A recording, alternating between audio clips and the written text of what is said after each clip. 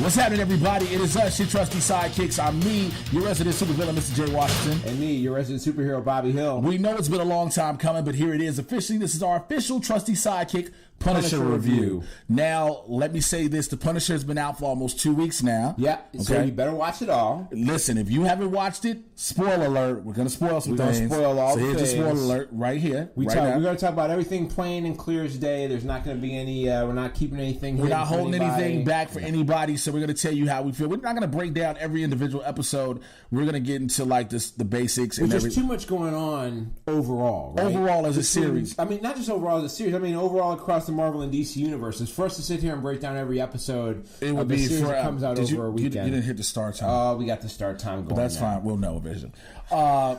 Never have things together. So overall, what did you think of the series? I mean, for me, this was arguably the second best of all the ones that they've put out on Netflix so far. I mean, I love the Jessica Jones series. I thought that was a groundbreaking series of its own. Mm-hmm. I love this series, and I really loved Daredevil, honestly. And so it's an argument between those three as to what the top two might be for me as far as series goes. Mm-hmm. But after seeing this full series, this was an amazing, from start to finish, the story of this character who you thought was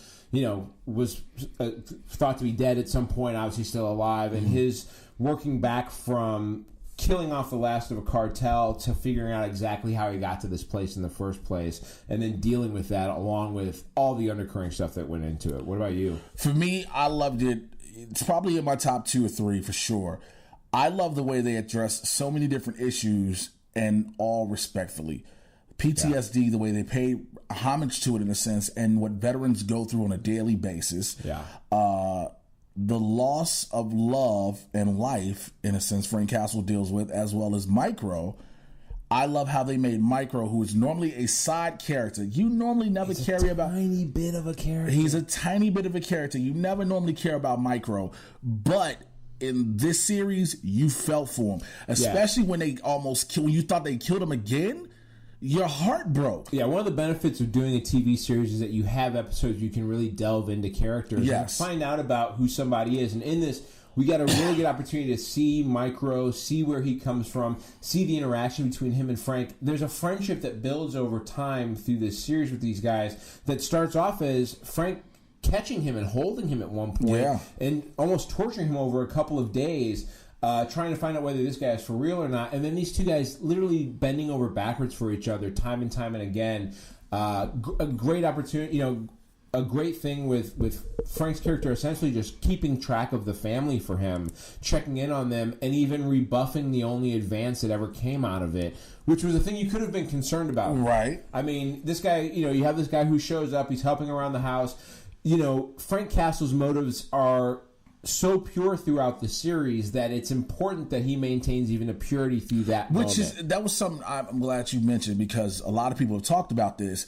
His motives are pure, even though what he does wouldn't be considered that. You know what I'm saying? The methods that he takes to extract his end game is debatable as to whether it's okay or not, right? He kills without concern.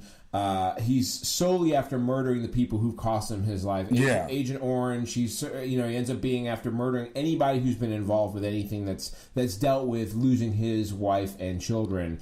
And so people have problems with how he gets to that point, but the way that he treats people, the way that he doesn't really treat people like collateral damage if he can avoid it. That is not the intent of this character And at all. Speaking of collateral damage per se, let's talk about all the collateral people that are involved in this. Yeah. Agent Madani, Stein is extremely collateral in this. I thought he was going to have I thought he was going to stick around for longer, but his demise plays a great part in her figuring out what's development really further. on. Yeah, and also the deadliness of Billy Russo. I'm just about to go to. You see he's a cunning guy. You see he sets up some operations. You see he's kind of the man behind the scenes. But that episode was the first time where he was literally in on the game that was going on. Which I got to give Madani face to face after being in bed with her.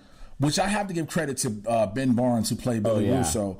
The scene after he kills Stein and then goes to console Madani in the bathtub and is cleaning the blood off of her he helped to put on. Oh my God. That is such a psychological thing. Oh yeah. Also, the character of Ben Barnes, Billy Russo, excuse me, when you see what he goes through, how he still kind of loves Frank, but even though he knows Frank can mess up all his business, correct? He's like, yo, this is Frank. Even when you get to episode 13 with the amusement park where he sends him back, when we see in the flashback him with the family and they're calling him Uncle Billy, but then when he kidnaps the kids and he tells the kids, call out to my friend Frank. Right. Yeah. There's always that underlying current. And one of the things we did talk about with this is different from what you find in a lot of other movies and series franchises that bring out that main character, that main bad guy, the main character's biggest protagonist, right?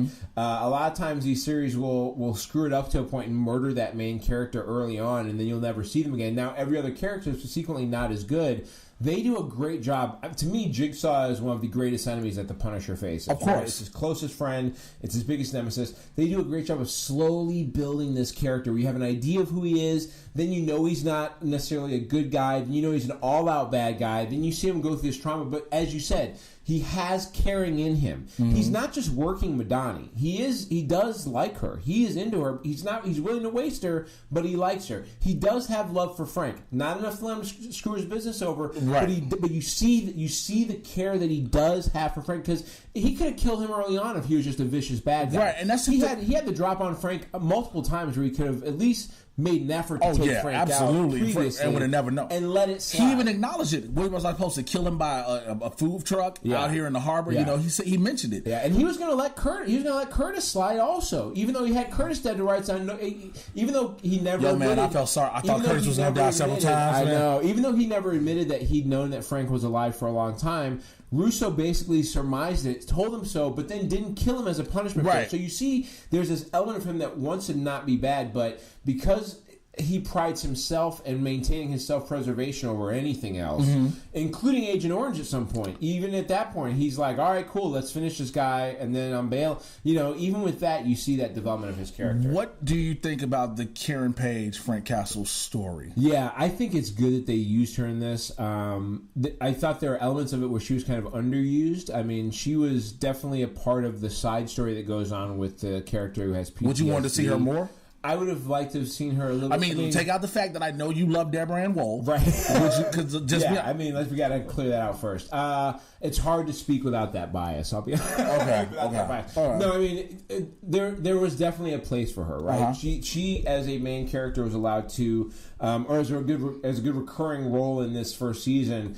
Helped further broadcast Frank Castle's needs to the world. Right? Okay. She was good at doing that part. She also played a key pawn in that side storyline that was going on with Curtis that helped move things forward. Right. And what it really does is it shows the difference between a guy who's misled by his PTSD and a guy whose PTSD is being used to drive him to get justice for what's going on. That's the main point of that. And Karen is the link between those two characters, which allows her to play a good role in that part. One of the biggest things for me within this entire series was, again, the PTSD struggle, and to know how Frank always has to engage in conflict. He has to have conflict. Yeah. That's what his life. That's what keeps him normal. Until we get to the very end, when he finally sits down in group and he says, "I've always had something to fight for." He's like, "For the first time, I don't have a war to fight, and honestly, I'm scared." Yeah. Which I like that, because it's like we were looking at the point of like, now what does he do? Because it was weird that Homeland Security and the CIA was like, well, we're going to give you a pass on some of this shit. But you did, technically, but you're one of You wanted, man. Now, how listen, you can still be Pete Castagnoli. You just better grow your face. Castagnoli? Castagnoli. You can still be Pete Casserole Lasagna. You can still be Pete Catmandu, as long as you... Castiglione. It's Castagnoli. Castiglione. No, the G is not pronounced. Castiglione. I don't think the G is pronounced. I don't think it is. If you're Italian or you please let us know the G. Please let us know if it's Castiglione or Castiglione.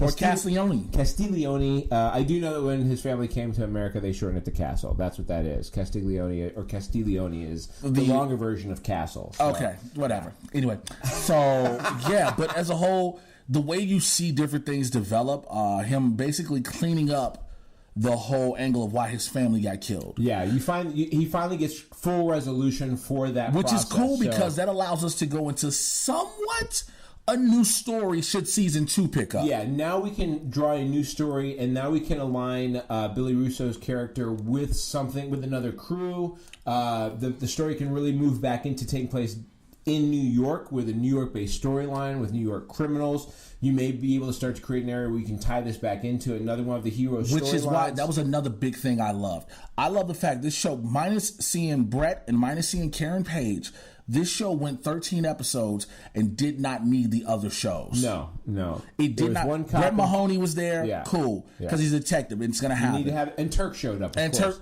It's not a Marvel Netflix series without Turk. And I love that little Easter egg where, hey, listen, an issue with weapons came up. You can't have an issue with weapons without seeing Turk somewhere involved. And I'm fine with that. But as a whole, I also like the fact that Turk never mentioned Hell's Kitchen, anything else. This is completely separate. This is just a different issue. Yeah. So that is what I like, the standalone-ish per se about this. You could have took the title Marvel's The Punisher out, and it was still a great show. Yeah, this could have just been a movie about a guy who came home and had to do a regular drama, and we're good. I mean, they even separated him enough from the previous series that within the first 5 minutes, they pretty much ended at least the characters involved. Like, he ends that motorcycle gang that he fights with.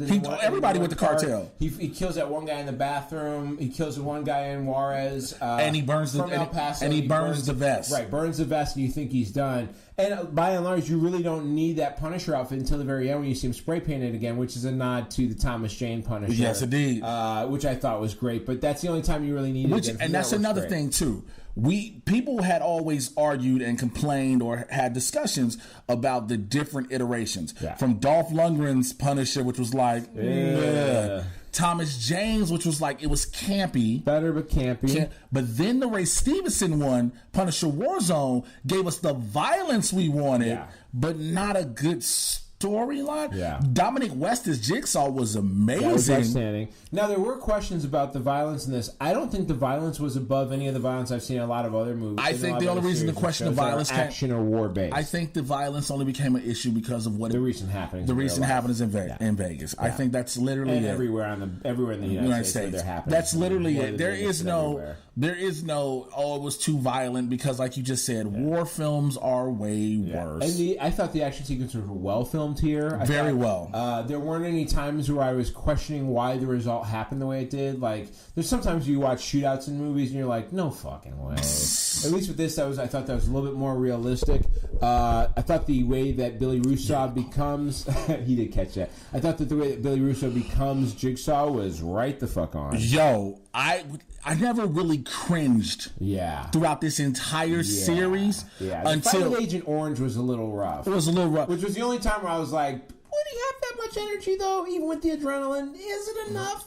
You never know. Well, you never know. Well, adrenaline will pump. He has no power. Well, adrenaline will pump you up to where He is just a man. Yeah, but adrenaline pumps you when you get injected with... He'd already been having the shit beat out of him. He got broken ribs for sure. Oh, yeah, but his adrenaline is pumping too hard. I suppose. But again, that face rub down on the glass... The face rub down on the glass. ...was the one thing I cringed the hardest about. Yeah. But listen, as a whole, I think we're going to say we both enjoyed it. It was a great series. Like I said, easily an argument for where it lands in my top 3 of the Netflix series that I've shown so far.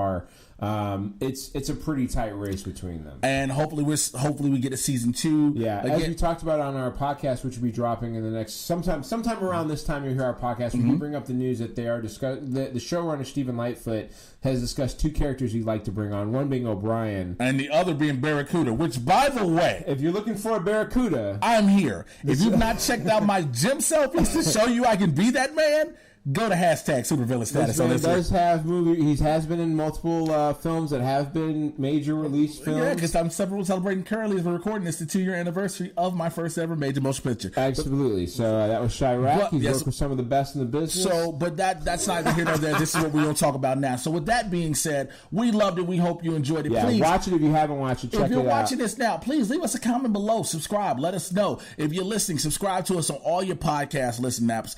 Make sure you subscribe us, rate Rate us on iTunes. Please do. Let people know about this. Listen all over. Hopefully this video turned out well so you can have both the video and the audio. If not, this audio is going straight to YouTube. He's on a roll.